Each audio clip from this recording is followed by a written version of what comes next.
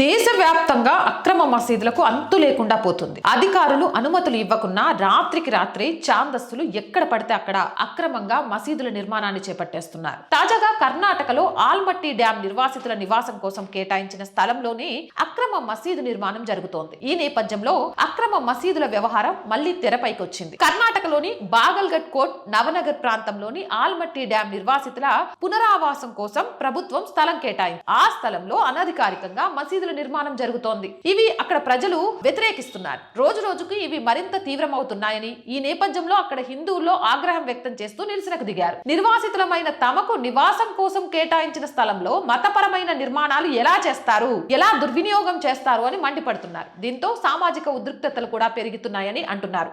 పూర్వీకుల ఆస్తులను కోల్పోయిన వేలాది కుటుంబాల కోసం నవనగర్ ఒక ఆదర్శ టౌన్షిప్ గా అభివృద్ధి చేస్తున్నారు. ఇక్కడ తమకు కేటాయించిన పరిమితమైన నివాస స్థలాన్ని కూడా ఛాందస్సులు మార్చేస్తున్నారని ఆక్షేపిస్తున్నారు. ఇండ్ల కోసం కేటాయించిన ఫ్లాట్లను అధిక ధరలకు కొనుగోలు చేసి ఆ తర్వాత వాటిని తాత్కాలిక మతపరమైన కట్టడాలుగా మారుస్తున్నారని నిర్వాసితులు పేర్కొంటున్నారు. మొదట రేకుల షెడ్డులను నిర్మిస్తారని, కొన్ని నెలలలోపే దానిని మసీదుగా నిర్మించేస్తున్నారని పేర్కొంటున్నారు.